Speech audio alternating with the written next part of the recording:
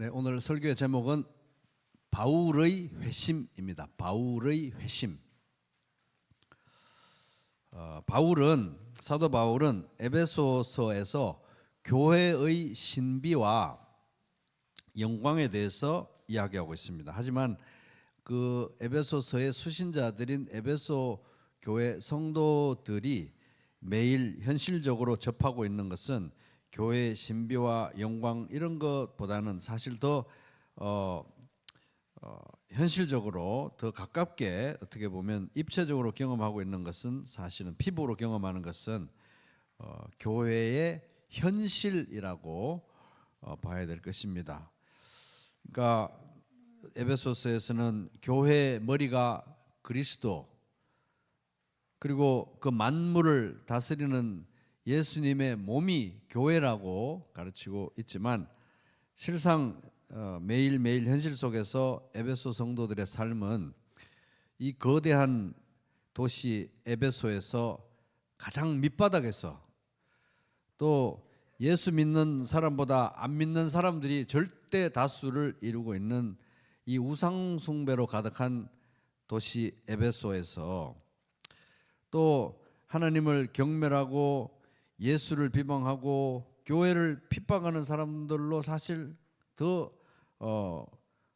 고통을 겪고 있는 그런 상황이었죠. 그러니까 겉으로 보면 에베소라는 도시가 로마 제국 전체에서 네 번째로 가는 도시, 그 도시 안에 세계 7대 불가사의도 있고 이런 상황이었지만 사실 그들은 어떻게 보면 이런 반 기독교적인 적대적인 환경에서 또 그들의 신분도 낮기 때문에 겨우겨우 하루씩 살고 있는 그런 처지였습니다. 그러니까 예수님이 교회의 머리다, 만물을 다스리는 예수님의 몸이 교회다 이런 걸 현실적으로 경험하기는 쉽지 않았다는 거죠.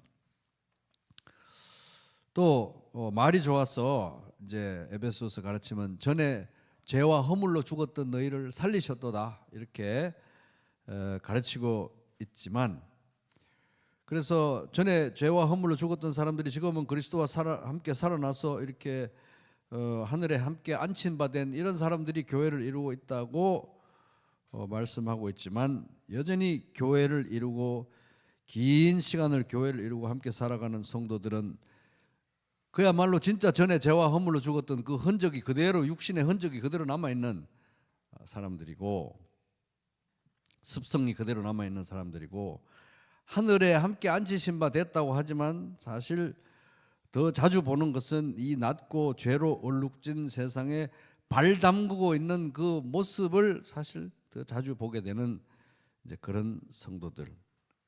그렇게 교회를 또 이루어 가야 됩니다.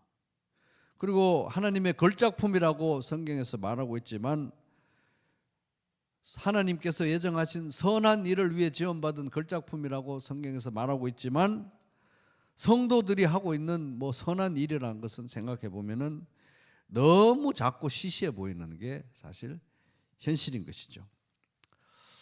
그리고 예수 그리스도의 십자가에서 하나님과 사람 사이의 원수됨이만 없어진 게 아니라 사라진 게 아니라 사람과 사람 사이의 원수됨도 무너져 내리고 막힌 담도 무너져 내렸다고 하지만 교회 안에 이렇게 여전히 부대끼며 살아가는 사람들 그 구성을 보면 유대인과 이방인 가장 대표적으로 유대인과 이방인의 그 갈등이 여전히 유대인과 이방인의 갈등뿐만 아니라 남자와 여자, 자녀 세대와 부모 세대, 서로 다른 정치 성향, 생각, 성장 배경, 기타 등등 온갖 그 갈등 요인이 여전히 언제 터질지 모르는 화산처럼 꿈틀꿈틀하는 그런 와중에 사실 교회 생활을 하고 있는 것이죠. 그게 이제 교회 생활의 현실입니다. 안 그래도 이 에베소라고 하는 이 거대한 톱니바퀴를 돌리기 위해서 그 에베소의 밑바닥에서 에베소의 이 거대한 톱니바퀴의 한 부분으로서 이렇게 맞춰 돌아가는 것도 힘들고 복잡한데 이렇게 복잡한 교회 생활마저 해야 되는가 하는 것입니다. 교회 생활을 조금만 하다 보면 이제 느끼게 되는 바죠. 이렇게 복잡하고 힘든 교회 생활을 이렇게 다른 사람들하고 한 몸이 되어서 살아가야 되는가? 그냥 교회에 주일만 잠깐 나와서 거룩하게 예배드리는 그 현장에서 도장만 딱 찍고 출석 체크만 하고 바로 세상으로 돌아가 가지고 세상에서 취미와 성향과 뭐 이런 거 좀 맞는 사람, 성격 맞는 사람들하고 교회에서 막 뒤섞여서 부대끼면서 살면서 이꼴 저꼴 안 보고 세상에 나가서 교회에서는 간단하게 예배드리고 세상에 나가가지고 성격 맞는 사람, 성향 맞는 사람들하고 성향이 맞는다는 것을 계속 느낄 때까지만, 또 틀어지면 또 언제든지 바꿀 수 있으니까 그때까지만 번갈아 가면서 사람들 바꿔가면서 이렇게 살면 더 편한 거 아닌가? 굳이 이렇게 교회 생활을 이렇게 다른 사람들하고 계속 이렇게 유대인과 이방인 온갖 갈등 요소가 있는 사람들하고 교회 생활을 계속 해야 되는가?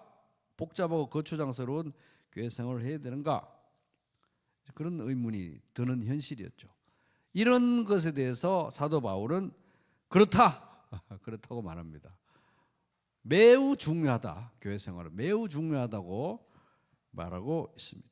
교회 생활 중요하다는 정도가 아니라 아예 바울은 교회 생활 없이 건강한 신앙생활 자체가 불가능하다. 왜?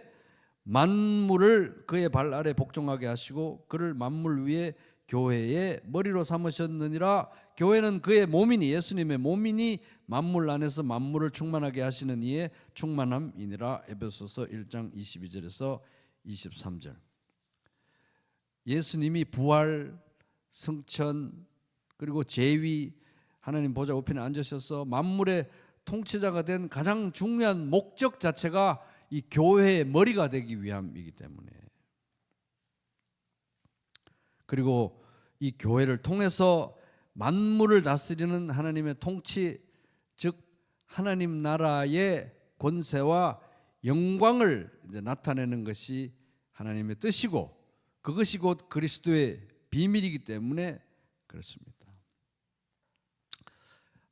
하나님은 이 복음의 능력과 하나님 나라의 영광을 흩어진 각자를 통해서가 아니라 또 하나님의 이 무궁무진한 지혜를 흩어진 잘난 각자를 통해서가 아니라 이 예수 그리스도의 몸인 공동체, 너무 이질적인 사람들이 모여서 오직 예수 그리스도의 이름으로 하나 된 이 공동체를 통해서 온 세상에 나타내기를 원하시고 온 우주에 나타내기를 원하시고 심지어 보이지 않는 천사들에게까지 나타내시고자 하는 것이, 굳이 그렇게 하시고자 하는 것이 하나님의 작정하신 뜻이기 때문에 그렇습니다. 그래서 교회는 지금 이 시대에 마치 그 옛날 노아 시대에 방주가 지어져 가는 것처럼 이 세상에서 구원의 통로로, 또한 이 세상에서부터 하나님이 영원히 거하실 처소, 성전으로 지어져 가고 있다고 바울은 가르치고 있습니다. 에베소서 2장 20절, 여러분은 사도들과 예언자들의 기초 위에 세워진 사람들이요 그리스도 예수께서 친히 모퉁이 돌이 되셨습니다. 그리스도 안에서 건물 전체가 서로 연결되어 주 안에서 함께 자라 거룩한 성전이 됩니다. 여러분도, 에베소에 있는 여러분도, 부평에 있는 여러분도 성령 안에서 하나님께서 거하실 처소가 되기 위해 그리스도 안에서 함께 세워져 가고 있습니다. 촘촘하게 엮어져서 함께 지어져 가고 있다고. 그러니까 에베소에서 사는 게 힘들더라도, 에베소에서 사는 게 힘든 그 위에, 에베소에서 사는 것만 해도 힘든데 설상가상으로 그 위에다가 이 복잡한 교회 생활, 거추장한 교회 생활을 반드시 해야 된다고 사도 바울이 에베소서에서 힘주고 말하고 있는 것입니다. 이 이제 그리스도의 비밀이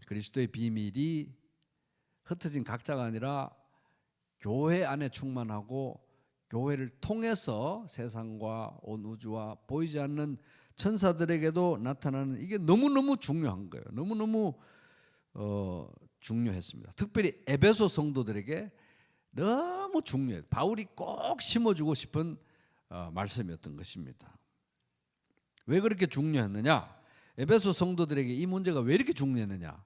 그것은 에베소 성도들의 이 신앙의 본질적인 문제가 바로 이들이 처음 사랑을 잃어가고 있기 때문에, 처음 사랑이 퇴색되어져 가고 있기 때문에 이게 너무너무 중요했던 거예요. 이 에베소 성도들에게.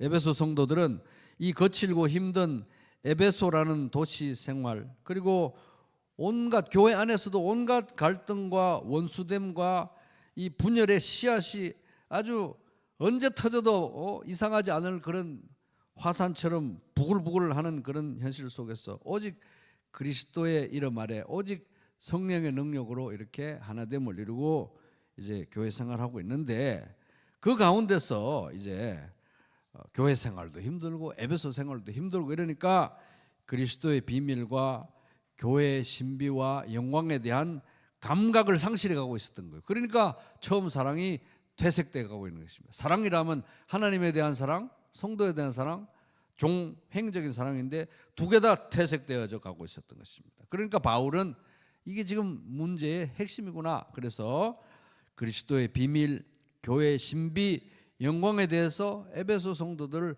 흔들어서 깨우고 싶었던 것입니다. 그게 바울의 간절한 열망이고 소원이었어요. 그러니까 에베소서 1장에 이제 그 일을 위해서 간절히 기도하고 지혜와 계시의 정신을 주셔서 그들도 보게 해주십시오. 에베소 성도들도 보게 해주십시오. 1장에서 간절히 기도하고, 또 3장에 넘어와가지고도 3장 후반부에서 이제 나중에 보겠지만 간절히 기도하고 있는 것입니다. 그래서 바울은 이 문제가 너무 중요하다고 이제 생각했던 거예요. 그리스도의 비밀, 교회의 비밀, 교회의 신비와 영광, 이 문제가 너무너무 중요하다. 여러분, 교회 생활 너무 중요합니다. 이걸 이제 말을 이제 해 주고 싶었던 것인데, 이제 뭐 에베소 교회에도 그런 생각을 하는 사람들이 있었을 것이고 요즘도 그런 생각하는 사람들이 많은데, 이제 그런 생각이라는 게 뭐냐 하면 그거 정말 하나님이 뜻하신 거 맞는 생각이냐 이거예요. 하나님의 생각 맞냐. 바울 당신이 꾸며낸, 고안해낸, 발명해낸 인간적인 생각 아니냐는 거예요. 그래서 바울은 이 문제가 자기가 생각해낸 인간적인 그런 생각이 아니라 하나님께로부터 받은 계시다. 이거 하나님께로부터 받은 계시다. 그리스도의 비밀, 교회의 비밀, 이것은 하나님께 직접 받은 계시라는 걸 너무너무 강조하고 있는 것입니다. 계속 강조를 하고 있는 거예요.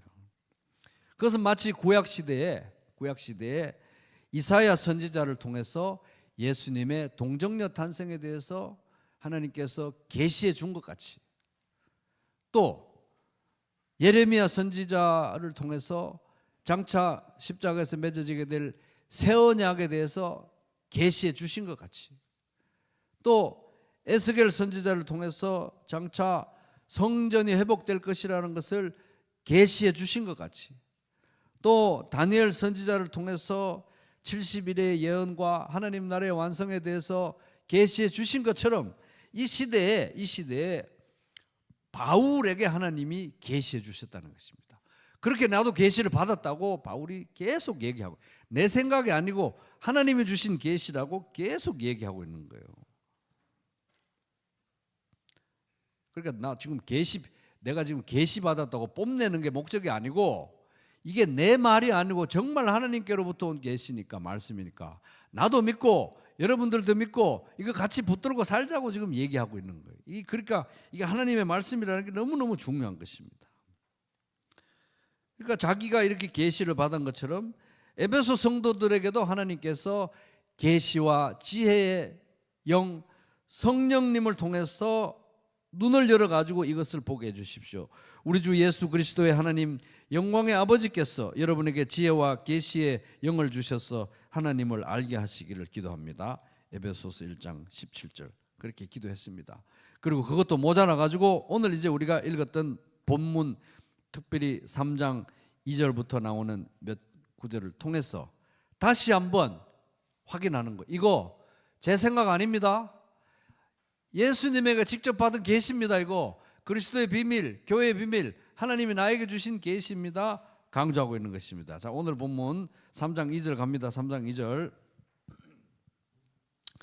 너희를 위하여 내게 주신 하나님의 그 은혜의 경륜을 너희가 들었을 테이라. 에베소서 3장 2절. 은혜의 경륜 시작. 여기서 경륜은 하나님께서 주신 직분을 말합니다. 직분. 은혜의 경륜이라는 것은 은혜의 직분, 은혜에 관한 직분, 은혜로 주어졌고 은혜에 관한 직분이고 은혜로만 수행할 수 있는 직분이라는 겁니다. 내가 은혜로 하나님께 특별한 직분을 받았다. 근데 그 직분의 이 직분의 핵심은 비밀에 관한 것인데 무슨 비밀이냐? 그리스도의 비밀에 관한 직분인데 이 그리스도의 비밀에 관해서 내가 꼭 말하고 싶은 것은 이건 그리스도의 비밀이라는 건 내가 꾸며낸 게 아니라 계시로 받은 것이다. 3절 같이 읽겠습니다. 시작. 곧 계시로 내게 비밀을 알게 하신 것은 내가 먼저 간단히 기록함과 같으니. 계시로 받았다는 거예요. 계시로. 내가 먼저 간단히 기록한 것 같다는 건 앞에 에베소서 앞에 지금 썼던 그 내용과 같다는 것입니다. 그러면서 4절에 보면 그것을 읽으면 앞에 내용을 다시 한번 찬찬히 살펴보시면은 내가 그리스도의 비밀을 깨달은 것을 너희가 알 수 있으리라. 세번역 여러분이 그것을 읽어보면 내가 그리스도의 비밀을 어떻게 이해하고 있는지 알게 될 것입니다. 하나님께서 이 비밀을 계시로 가르쳐 주셨고 선지자들에게 계시를 주시듯이 나에게 가르쳐 주셨고 그래서 내가 이렇게 알고 있다. 여러분에게 전하고 있는 바 그대로이다 말하고 있는 것입니다.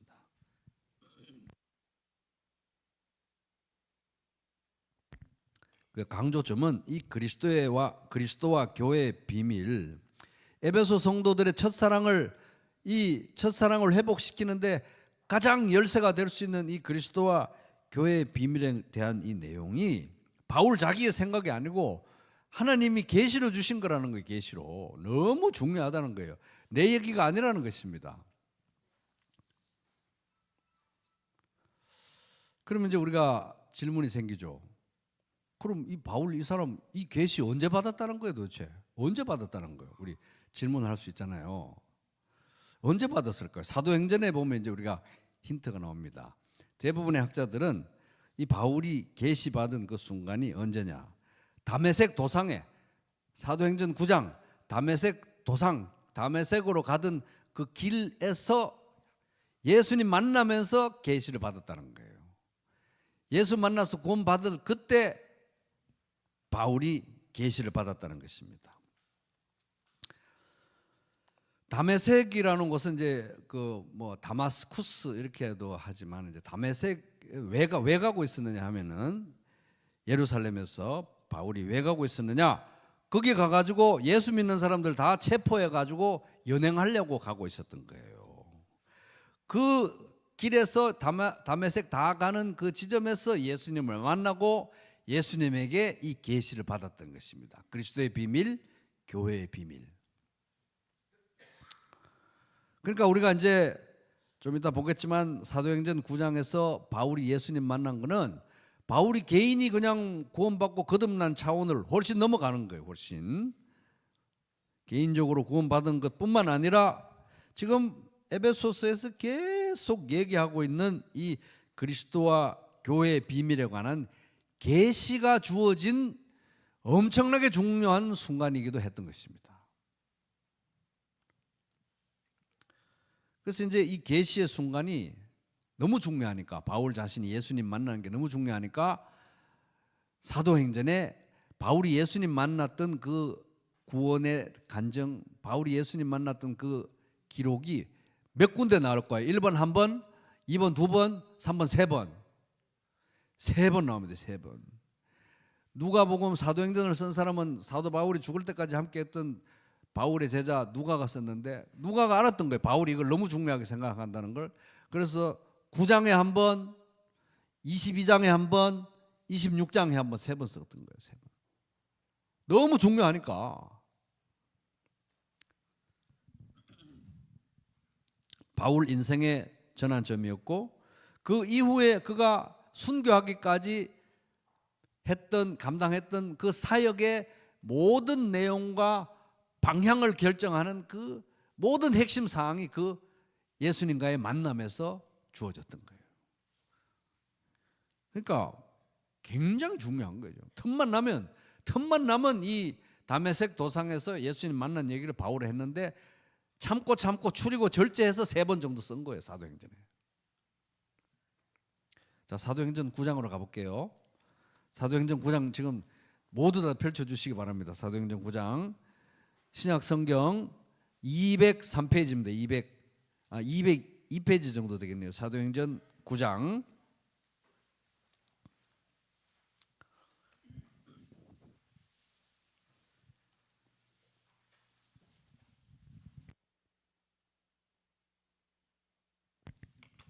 사도행전 9장 다 펼치셨나요? 제가 조금 읽어갈 테니까 여러분들은 눈으로 따라오시면 됩니다. 9장 1절에 보면 사울이 주의 제자들에 대해서 여전히 위협과 살기가 여전하다, 이 말은 사도행전 7장에서 이미 스데반 순교할 때 돌로 쳐서 집단 살인할 때 거기서 자기가 중심적인 역할까지 했으면서도 아직도 분이 안 풀려가지고 여전히 위협과 살기가 등등해서 대제사장에게 가서 다메섹 여러 회당에, 시리아에 있는 다마스쿠스 다메섹 여러 회당에 가져갈 공문을 청한, 이거는 예수 믿는 자들 전부 잡아가지고 데리고 올 수 있는 영장을 말하는 거예요. 영장을 받아가지고 이는 만일 그 도를, 예수 믿는 도를 따르는 사람을 다메섹이든 어디서 만나면 남녀를 막론하고 아무나 무조건 결박해가 체포해서 연행해가지고 예루살렘으로 잡아오기 위해서 간 거예요. 그러게 이제 예수 믿는 사람들 아주 씨를 말리려고 다메섹으로 가고 있는데 3절 사울이 길을 가다가, 사울이 길을 가다가 다메섹 가까이 이르더니 호련히 하늘로부터 빛이 그를 둘러 비추는데, 이게 빛이 너무 밝은 빛이 둘러 비춘 거예요. 그래서 3번 나온다 그랬죠. 그 중에 26장에 보면 나중에 보면은 해보다 더 밝은 빛이라고 되어 있습니다. 그 해보다 더 밝은 빛이 둘러 비치니까 바울이 4절에 땅에 엎드러져 들음에 소리가 있어 이르시되 사울아 사울아 네가 어찌하여 나를 박해하느냐 하시거늘 대답하되 주여 누구시니까 이르시되 나는 네가 박해하는 예수라. 예수님 만난 거예요. 개인적으로 예수님, 부활하신 예수님을 바울이 지금 만난 것입니다. 부활하신 예수님을. 그래서 뭐 헛것이나 헛개비나 무슨 뭐 유령이나 이런 거 본 게 아니라 진짜 부활하신 예수님을 만났는데, 그걸 어떻게 아냐면 나중에 고린도전서 15장에 보면 만삭이 되지 못하여 난 자 같은 나에게도 예수님이, 부활하신 예수님이 자기를 나타내 보이셨다고 기록하고 있어요. 부활하신 예수님 만난 거예요 지금 사도행전 9장에서. 그러면서 예수님 말씀하십니다. 너는 일어나 시내로 들어가라. 네가 행할 것을 내게 이를 자가 있으리라. 아나니아가 거기 다메섹에서 기다리고 있고 내가 너에게 주는 소명을 그가 말해줄 것이다. 7절 같이 가던 사람들은 소리만 듣고 아무도 보지 못하여 말 못하고 서 있더라. 근데 이렇게 얼핏 보면은 에베소서 3장에서 막 이야기하는 막 내가 계시를 받았다, 그리스도의 비밀과 교회의 비밀에 대해서 계시를 받았다, 이럴 만한 내용이 여기 솔직히 별로 안 나오잖아요, 그죠? 그래서 우리가 생각해 봐야 되는 거예요. 이 사도행전 9장에서 다메섹 도상에서 바울이 예수님을 만났을 때 도대체 뭘 본 거냐는 거예요. 본 것도 없이 허풍을 떤 것이냐 에베소서에서, 아니면 진짜 뭘 보았느냐, 도대체 뭘 보고 경험했기에 자기가 계시를 받았다고 그렇게 여러 군데서 편지마다 말하느냐는 거예요. 도대체 뭘 본 것이냐, 그걸 이제 살펴보겠습니다. 뭘 본 것이냐. 첫째, 예수님의 신성. 시작.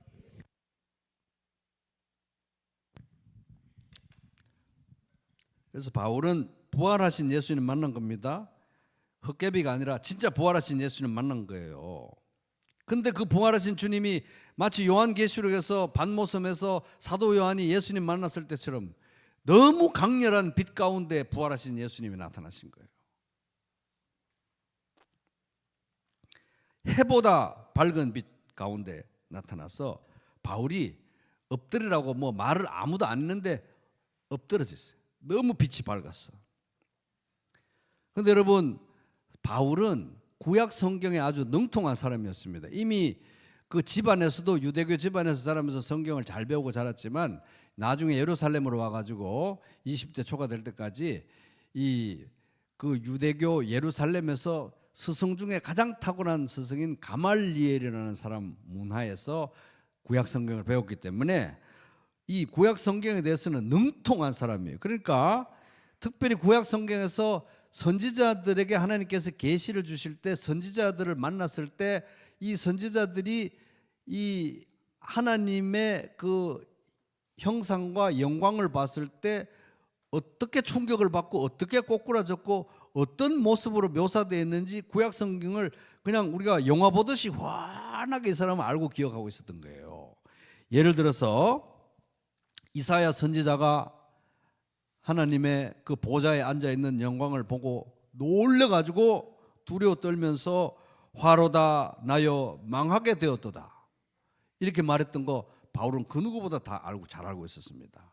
또 에스겔 선지자도 천사들 위에 하나님 보좌가 펼쳐져 있고 그 위에 하나님이 앉아 계신데 그 영광이 너무너무 놀랍고 두려워서 거꾸로 떨어졌다고 에스겔서에도 말하고 있습니다. 이런 거 바울은 훤하게 알고 있었기 때문에 그날 다메섹 도상에서 예수님, 부활하신 예수님을 만나고 이제 네가 나를 왜 핍박하느냐 하니까 누구십니까 했는데 내가 예수다 딱 하니까 부활하신 예수님을 보는데 그 어마어마한 영광 가운데 임해서 빛이 너무 세니까 꼬꾸라질 정도로 센 거 딱 경험하고 나니까 이게 그거구나.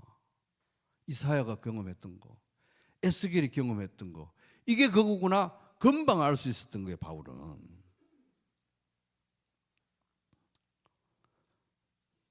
그러니까 이 부활하신 예수님의 형상이 그렇게 빛나는 걸 보니까 특별히 이제 구약 성경에 정통했던 바울이 거의 놓치기 어려웠던 구약의 중요한 한 부분은 뭐냐면 다니엘서 7장에 보면 이 앞으로 펼쳐질 세계 역사에 대해서 하나님께서 계시를 주시면서 이제 그 어떤 장면에서 하나님이 모든 영광과 모든 통치와 모든 권세를 사람처럼 생긴 어떤 분에게, 인자같이 생긴 어떤 분에게 통치권을 부여하는 그런 환상이 나와요. 다니엘서 7장에 인자 같은 이가 있다고 나오는데 아, 이분이 바로 그분이네.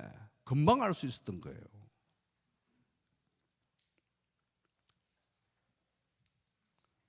그래서 이 부활하신 예수님, 영광의 주님, 빛이 너무 태양빛보다 밝아서 내가 거꾸로 떨어질 수밖에 없는 이분이 바로 정말 그 갈릴리 예루살렘 왔다 갔다 하면서 어줍지 않은 제자들하고 내가 하나님의 아들이다, 뭐 너희의 죄를 위해 죽는다, 3일 만에 부활한다 했던 게 전부 다 진실이라는 걸 순간적으로 꿰뚫을 수 있었던 거예요. 이분이야말로 정말 구약 성경 말씀 그대로, 그리고 본인이 증거하신 그대로 하나님의 아들이시고 하나님과 동등한 신성을 가진 하나님이라는 사실을 딱 보고 알았던 거예요. 딱 보고. 왜냐하면 성경이 너무 익숙하니까. 하나님의 신성을 보았던 것입니다. 둘째, 때가 찬 경륜. 시작. 이제 예수님이 하나님의 아들이고 성부, 성자, 성령 동등한 신성을 가지신 하나님이라는 사실을 딱 알게 되니까 그 다음부터는 굿을 깨듯이 자동적으로 다 해결이 되는 거예요. 이스라엘 사람들 있잖아요. 이 당시에 생각해 보면 정말 비참했습니다. 이미 기원전 이때가 이제 뭐 예수님의 십자가 사건이 이제 서기 33년 그때 사건이니까 그 전으로 거슬러 가서 기원전 722년에 이스라엘 북쪽 반쪽이 저기 아수르 제국에 망하고 다 포로로 끌려갔죠. 또 기원전 586년에 남아있던 유다가 망해가지고 전부 다 바벨론으로 포로로 끌려갔죠. 그 다음부터는 바벨론, 페르시아, 그리스, 로마 이런 순으로 계속 이방 제국의 식민지 노릇을 했어요. 얼마나 삶이 힘들었겠습니까? 나중에 바벨론에서 전부 포로 귀환이 돼서 왔고 성전도 다 무너졌는데 그걸 재건 성전으로 조그마한 성전 짓긴 했는데 그래도 여전히 식민 통치 아래 있었어요.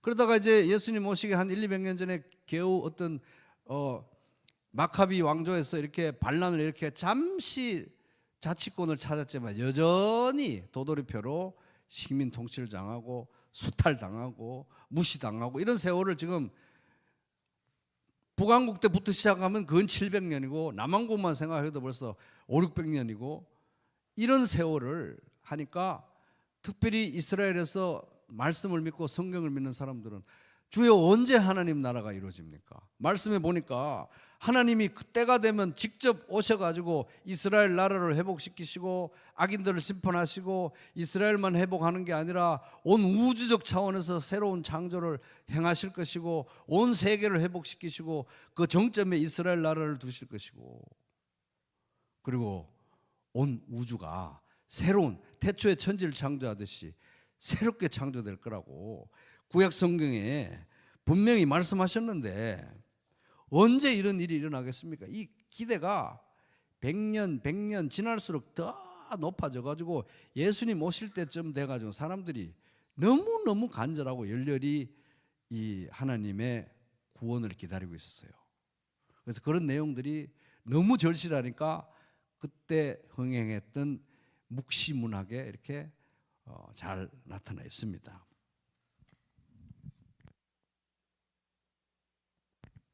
바울 자신도 바리새파에서 속했고 또 성경을 그렇게 잘 알았고 누구보다도 하나님 나라를 기다리고 있고 이 하나님 나라의 도래에 방해가 된다고 생각했던 예수와 그 예수 제자들을 핍박하는데 앞장섰고 살인자의 이름을 쓰기까지 그렇게 열심히 했던 사람이니까 얼마나 하나님이 오셔가지고 이 모든 문제를 해결해 줄 거를 얼마나 기다리고 있었겠어요. 그런데 예수님이 부활하신 그 영광의 모습, 빛이 너무 밝아가지고 태양빛보다 밝아서 내가 거꾸로 떨어질 수밖에 없는 이 빛을 보니까 하나님이 그렇게 약속했고 예언했고 이루어지리라고 했던 것이 이분을 통해서 하신다는 얘기였구나. 이게 쫙 깨진 거예요. 이분을 통해서 하신다는 얘기였구나. 하나님이 그 영광과 통치와 권세를 다 이렇게 내어주셨던 그 다니엘서 7장의 인자 같은 그분이 이분이었구나. 이게 이제 보여진 것입니다. 그 말은 뭡니까? 그렇게 우리가 간절히 기다렸던 때가 찬 경륜 하나님의 계획이 구원 계획이 지금 이루어진 거구나. 이 예수 그리스도 안에서. 그러니까 구약에서 그렇게 얘기하고 있던 이제 말세가 되면 하나님이 역사에 개입하셔가지고 모든 걸 되돌이켜 놓겠다고 하신 그 약속이 이루어졌네. 이미 예수의 십자가와 부활 성천을 통해서 이미 이루어진 거구나. 말세가 됐구나. 종말의 시간이 이미 왔고 종말의 완성을 향해서 카운트다운이 시작된 거구나. 새로운 시대가 열렸구나. 새로운 재창조가 이미 일어났구나. 예수 안에서 이 시대 정신을 읽은 거예요. 새 시대가 열렸다는 거 이미 보게 된 것입니다.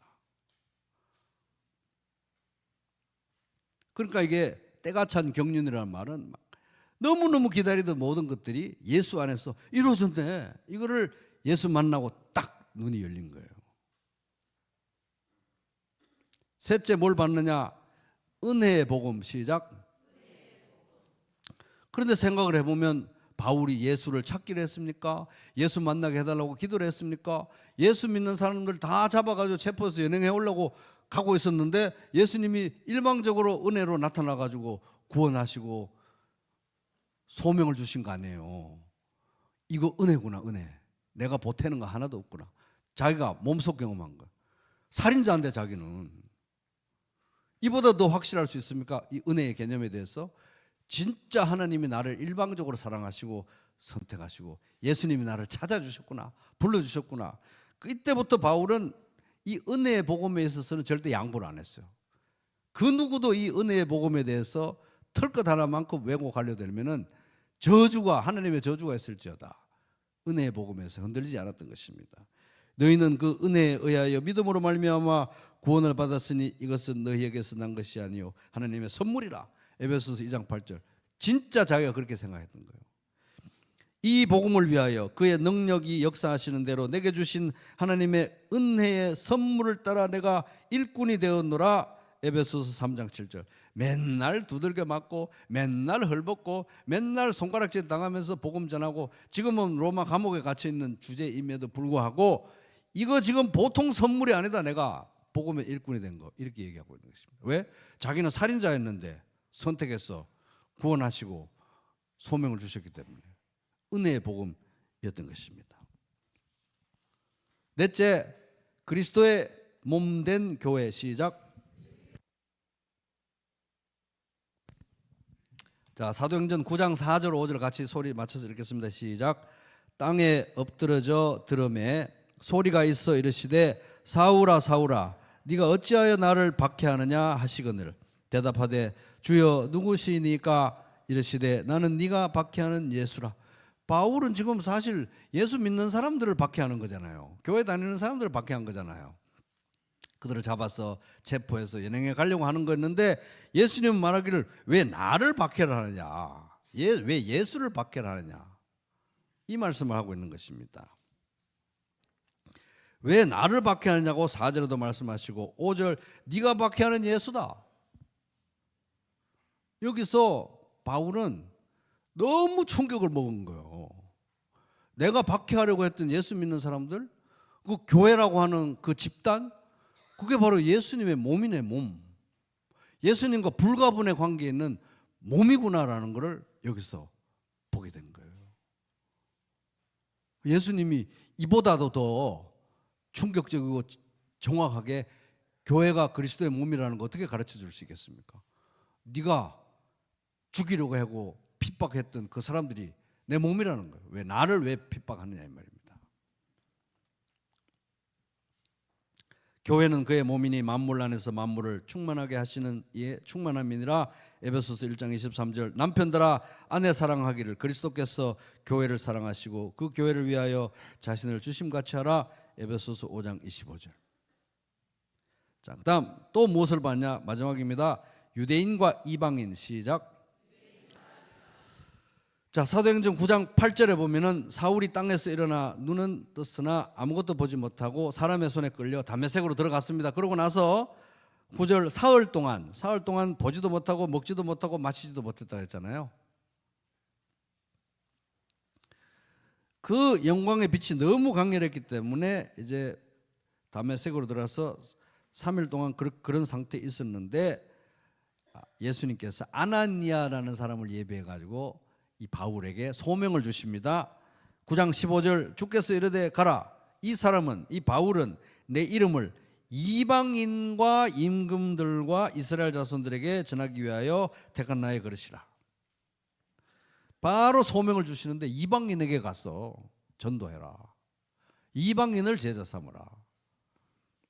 이 유대인들은 하나님의 개입과 하나님 나라의 오심을 그렇게 간절히 기다리면서도 그래도 우리가 선택받은 민족이고 언약의 중심이니까 우리가 센터에 있겠지 했는데 바울이 딱 예수님 만났을 때 이방인에게로 가라. 교회는 나의 몸이다.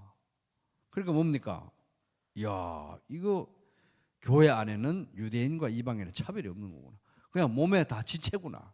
한 유기체구나. 이런 거를 강력하게 보게 된 것입니다. 교회 안에서는 사람과 사람 사이에 막힌 담도 다 무너져 내리고 유대인, 헬라인, 종이나 자유자, 남자나 여자 온갖 종류의 서로 다른 사람들이 다양성 가운데 통일성, 다양성 가운데 조화와 일치, 오직 예수 그리스도의 이름 안에서, 이름 아래서 한 몸을 이루는 유기체구나. 그리고 함께 하나님의 거하실 처소로 성전으로 지어져 가고 이 세상을 구원할 노아의 방주처럼 지어져 가는구나. 이런 계시를 받은 것이에요. 그러니까 이게 하나님께서 바울을 준비하신 거잖아요. 성경을 그 수년 동안 가르치고 아예 그냥 외우게 만들어 가지고 딱 문제는 예수님이 바로 그 모든 계획의 중심이라는 것만 딱 보여주시고 예수님 만나게 했을 때 바로 다 구슬처럼 깨진 것이에요. 그래서 이제 바울이 보았던 것은 무엇인가? 요약하면 그리스도와 교회의 비밀인 것입니다. 그리스도의 비밀, 이 그리스도의 비밀은 교회 안에 충만하고 그리스도의 비밀은 영광은 교회를 통해서 이 세상에 그리고 온 우주의 천사들에게까지 나타나게 하는 것이 하나님의 뜻이라는 거예요. 그냥 나 혼자 플레이하는 거 좋아하는데 각자 좀 하게 좀 해주시지. 그건 하나님 뜻이 아니고 이렇게 너무 다양하고 이질적인 사람들을 굳이 하나로 만들어 가지고 이걸 통해서 이 세상에 복음의 향기를 나타내는 것이 진짜 되겠어요? 우리가 생각되겠지만 그것이 하나님의 작정한 뜻이라는 것입니다. 안 그러면 뭐 유대인은 유대인끼리 모아놓고 이방인 이방인끼리 모아놓고 이 취미 가진 사람 이 취미가 좀 이렇게 좀 성향별로 좀 모아놓으면 돼. 굳이 그걸 고루고루 섞어가지고 한 몸을 만들어가지고 복음의 향기를 나타내는 것이 창세전부터 계획하시고 작정하신 하나님의 뜻이다. 이 계시를 받은 거. 이게 이제 그리스도의 비밀이고 교회의 비밀인 것입니다.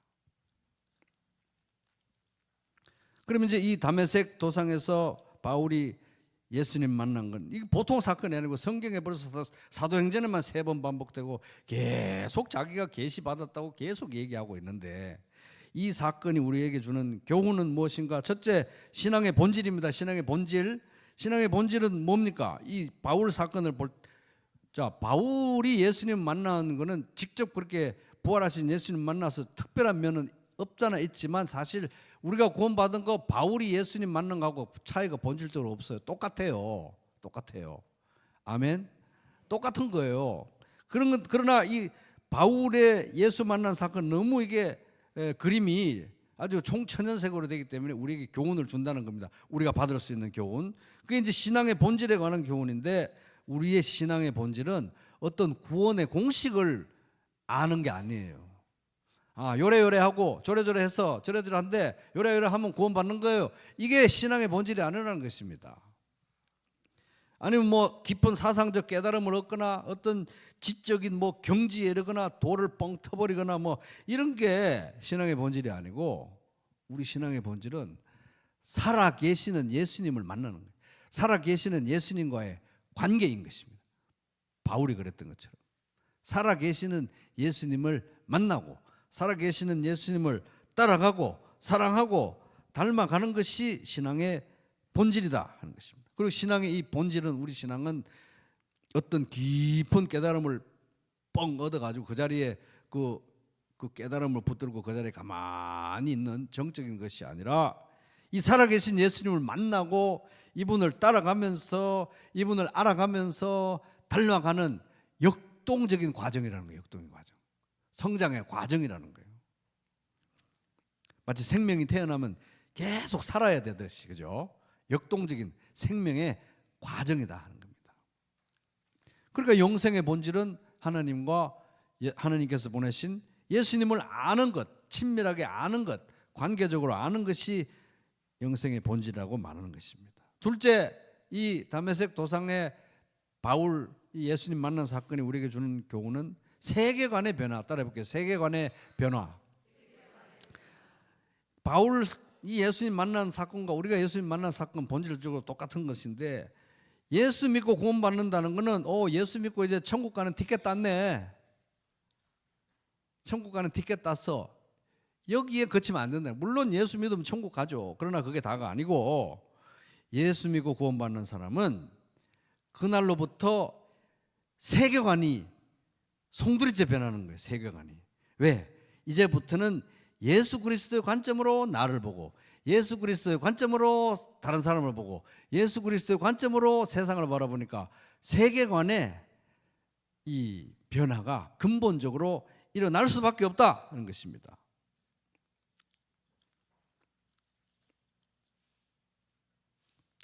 그리고 바울처럼 이 세상은 어디에서 왔고 어디로 가고 있으며 이 거대한 하나님의 이야기의 주인공 중심에 예수 그리스도가 있구나. 이 거대한 이야기의 중심에 예수 그리스도가 있는데 나와 그가 연합이 되어 있구나. 그런 인식이 장착이 되는 거예요. 그러니까 이 거대한 하나의 이야기가 우리 안으로 들어오는 거예요. 거대한 하나의 이야기가 이 거대 서사가 요새 사람들 많이 얘기하는 소위 그 메타 내러티브라고 하는 것이 우리 안에 장착이 되는 것입니다. 세계관이 완전히 송두리째 바뀌는 거예요. 그리고 세 번째, 이 다메섹 도상의 사건이 우리에게 주는 교훈은 따라해보겠습니다. 복음의 공동체성. 시작. 그래서 저번에 3과에 이런 비슷한 문제 나갔는데 좀 많이 틀리셨죠?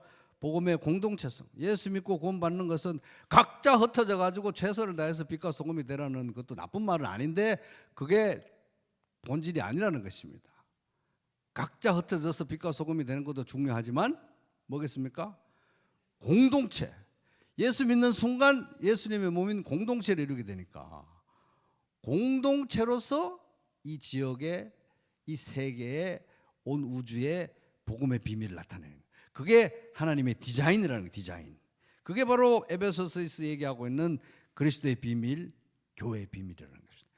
왜 하필이면 이렇게 공동체를 이뤄가지고 각자 좀 스마트하게 알아서 살면 되지. 근데 굳이 이렇게 공동체를 이루게 하는 게 하나님의 뜻이다. 그리스도의 비밀이다. 교회의 비밀이라는 겁니다. 그래서 예수 복음은 철저히 공동체적인 거예요. 철저히. 영적 성장도 철저히 공동체적으로. 교회가 없으면 영적 성장이 사실 근본적으로 일어날 수가 없어요. 교회 없는 신앙생활은 올바른 신앙생활이 될 수가 없다. 왜? 원래 이 구원을 향한 하나님의 디자인 자체가 예수 그리스도의 몸인 교회를 이루는 것이기 때문에 그렇습니다. 그럼 이제 우리가 처음 질문으로 돌아가서 에베소에서 사는 것도 힘들어 죽겠는데 에베소의 이 거대한 톱니바퀴를 돌리는데 저 바닥에서 이렇게 부품처럼 살아가는 것도 너무 힘든데 이렇게 다르고 이렇게 이질적인 사람들이 이렇게 모여가지고 이렇게 한 몸을 이루려고 이렇게 애를 써가면서 교회 생활을 꼭 해야 되느냐? 예, 아니요. 예라는 게 이 에베소서에서 말하는 답이 O인 거, O. X가 아니고 O인 거예요. 그죠? 교회 생활을 해야 된다는 것입니다. 교회 생활 꼭 해야 돼요? 교회를 그렇게 하나로 꼭 만들어 가야 됩니까? 성령의 하나 되게 하신 것을 그렇게 힘써 지켜가지고 교회 한 몸됨을 이뤄가기 위해서 이렇게 최선을 그렇게 써야 되나요? 이제 지칩니다. 지쳐. 그 질문은 내가 그리스도를 계속 사랑해야 됩니까? 이 질문하고 똑같은 거예요. 왜? 교회는 그리스도의 몸이니까. 그래서 그리스도를 사랑하면서 교회를 안 사랑할 수가 없는 것입니다. 그리스도를 사랑하면서 예수님이 구원하신 이렇게 창의적으로 다양한 형제 자매들을 안 사랑한다는 건 말이 안 되는 거예요. 물론 쉽지 않지만. 그래서 예수님과 동행하려면 예수님이 있는 곳으로 가야 되죠. 예수님이 어디 계십니까? 교회 안에. 교회와 함께 하시는 거예요. 왜? 교회의 머리이시기 때문에. 그래서 바울이 기도했던 것처럼 지혜와 계시의 정신을 주셔가지고 우리 모두가 이 예수 그리스도의 비밀, 교회의 비밀을 꼭 보게 되기를 주님의 이름으로 축복합니다. 예수 그리스도의 비밀을 이 부평 지역사회에 정말 알려줄 수 있고 나타낼 수 있는 은혜의 영광으로 가득한 우리 부평교회, 그 부평교회에 속한 여러분의 가정교회 되시기를 주님의 이름으로 축복합니다.